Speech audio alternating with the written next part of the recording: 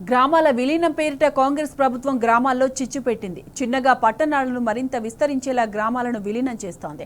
కరీంనగర్ కార్పొరేషన్లో 6 గ్రామాలతో పాటు కొత్తపల్లి మున్సిపాలిటీని, హుజూరాబాద్ మున్సిపాలిటీలో 4 గ్రామాలను, జమ్మికుంట మున్సిపాలిటీలో 3 గ్రామాలను విలీనం చేస్తోంది. అయితే ప్రతిపాదిత గ్రామాల్లోని ప్రజల్ని ఈ నిర్ణయాన్ని తీవ్రంగా వ్యతిరేకిస్తున్నారు. గ్రామాలను పట్టణాల్లో విలీనం చేయడం వల్ల పన్నుల భారం పెరగడంతో పాటు ఉపాధి హామీ పథకం వంటి పనులు దూరమవుతాయని గ్రామస్తులు ఆందోళన వ్యక్తం చేస్తున్నారు. మున్సిపాలిటీలో గ్రామాల విలీన పంచాయతీపై టీ న్యూస్ ప్రత్యేక కథనం.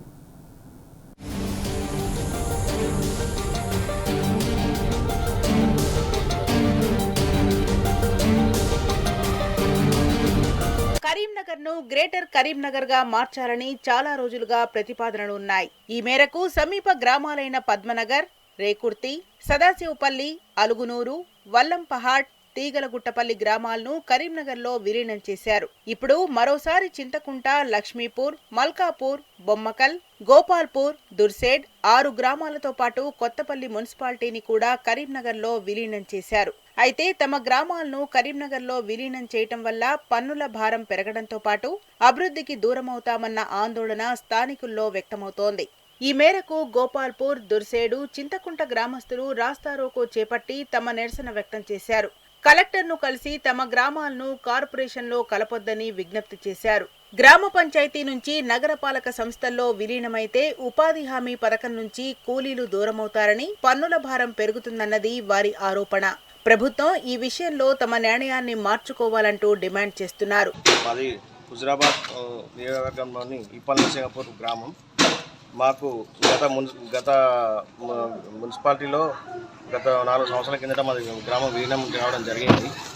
అంతకుముందు మా గ్రామంలో 100 రోజుల పథకానికి చాలామంది అర్హులు ఉన్నారు. కానీ ఇప్పుడు ఈ మున్సిపాలిటీలో విలీనం అవడం వలన ఆ 100 రోజుల పథకం అనేది మా గ్రామంలో నిలిపివేయడం జరిగింది. కావున ఇటీవల కాంగ్రెస్ ప్రభుత్వం ఆత్మీయ భరోసా పథకం కింద ఏవైతే 12,000 రూపాయలు మహిళలకు ఇస్తున్నాయో ఆ పథకానికి మాకు ఎలిజిబుల్ కాదని చెప్పి ఇక్కడ చెప్తున్నారు. దీనికి గల కారణం ఏంటని అడిగితే 20 నెలలో 20 రోజులు కనీసం పని చేయాలి ఈ పథకం కింద అని చెప్పి తెలుపుతున్నారు. అసలు మాకు పథకమే ఇక్కడ రద్దు కావడం జరిగింది. దానివల్ల మేము పని ఎలా చేయలేము కదా.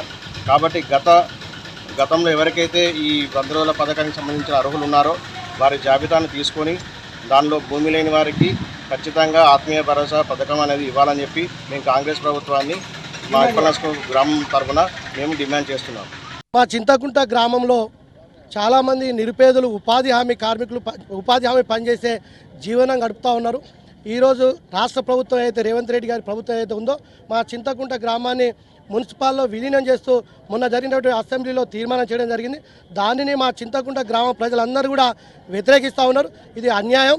మా చింతకుంట గ్రామం ఇప్పుడిప్పుడే గ్రామ పంచాయతీ ద్వారా అభివృద్ధి చెందుతూ ఉంది. ఉపాధి హామీ పని కావచ్చు, అదేవిధంగా అభివృద్ధి విషయంలో కావచ్చు, ఇప్పుడిప్పుడే అభివృద్ధి చెందుతున్న మా గ్రామాన్ని తీసుకుపోయి మున్సిపాల్లో కలిపితే ముఖ్యంగా ఉపాధి హామీ కార్మికులు దాదాపు 1000 మంది ఉపాధి హామీ కార్మికులకు ఉపాధి పోయే ప్రమాదం ఉంది. ఆ 1000 కుటుంబాలు రోడ్డు మీద పడే ప్రమాదం ఉంది. గ్రామ పంచాయతీ ఉండడం వల్ల రాష్ట్ర ప్రభుత్వం యొక్క నిధులు కానీ, కేంద్ర ప్రభుత్వం యొక్క నిధులు కానీ, మా గ్రామ పంచాయతీ నిధులు కానీ మేమే ఖర్చు పెట్టుకునే అవకాశం ఉంటుంది. ఒక్కసారి మా గ్రామానికి మున్సిపాల్లో కలిపితే మేము అవన్నిటి కూడా దూరం అవుతామని చెప్పి ప్రజలందరూ కూడా ఆవేదన చెందుతూ ఉన్నారు. మా యొక్క కార్మికుల బాధలను అర్థం చేసుకొని, మా చింతకుంట ప్రజల యొక్క బాధను అర్థం చేసుకొని విలీనం కాకుండా ఆపాలని చెప్పి ఈ సందర్భంగా ప్రభుత్వాన్ని, మంత్రి గారికి విజ్ఞప్తి చేస్తా ఉన్నాం. కరీంనగర్ మున్సిపల్ కార్పొరేషన్ లో ప్రస్తుతం సుమారు 5 లక్షల జనాభా ఉంది. నగరానికి 10 కిలోమీటర్ల పరిధిలోని ప్రాంతాలను కార్పొరేషన్ లో విలీనం చేయడంతో ప్రస్తుతం ఉన్న కరీంనగర్ లోని డివిజన్ల సంఖ్య 60 నుంచి 66కు పెరిగే అవకాశం ఉంది. విలీనం చేయాలనుకుంటున్న కొత్తపల్లి మున్సిపాలిటీ మేజర్ పంచాయతీగా ఉన్న బొమ్మకల్ విలీనం చేయటం వల్ల దాదాపు మరో 50,000 జనాభా కరీంనగర్ పరిధిలోకి వస్తుంది. అదేవిధంగా చింతకుంట, మల్కాపూర్, లక్ష్మీపూర్, గోపాల్పూర్, దుర్సేడు పరిధిలోనూ దాదాపు 20,000 జనాభా ఉంది. గ్రామాల విలీనం వల్ల నగర జనాభా మరో 1,00,000 దాకా పెరిగే అవకాశం ఉంటుంది.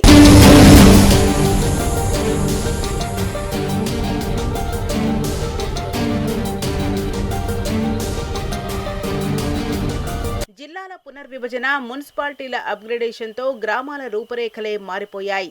జిల్లాలో చాలా గ్రామాలు, మున్సిపాలిటీలు కార్పొరేషన్లో చేరాయి. కరీంనగర్ కార్పొరేషన్లో 18 గ్రామాలకు పైగా విలీనం చేశారు. అలాగే హుజురాబాద్ మున్సిపాలిటీలో ఇప్పల నర్సింగపూర్, బోర్నపల్లి, కొత్తపల్లి, దమ్మక్కపేట గ్రామాలను, జమ్మికుంట మున్సిపాలిటీలో రామన్నపల్లి, కొత్తపల్లి, ధర్మారం గ్రామాలను విలీనం చేశారు.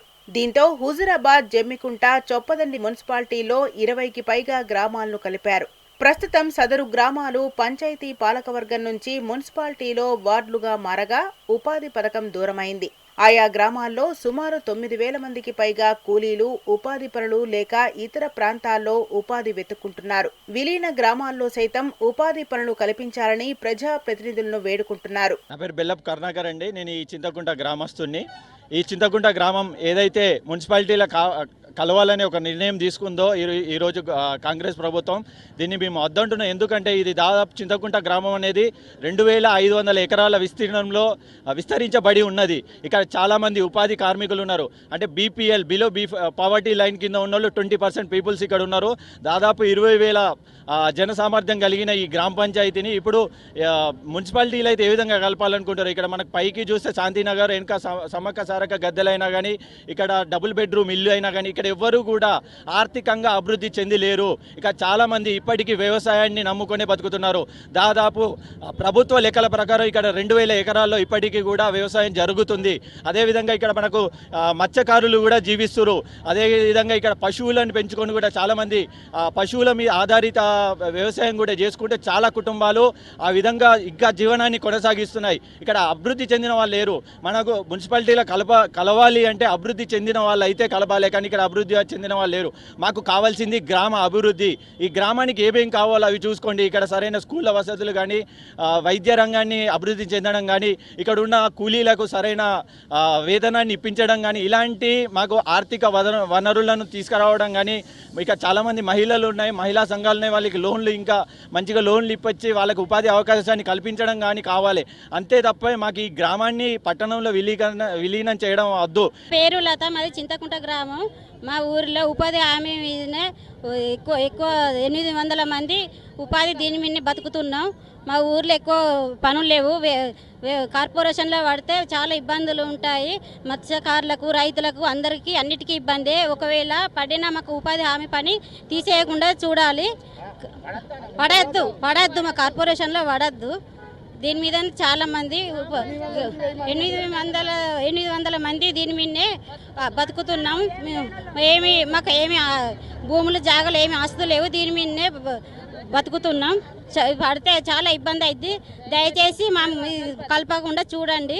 మహాత్మా గాంధీ జాతీయ గ్రామీణ ఉపాధి హామీ పథకం కూలీలకు చక్కని ఉపాధి వేదిక.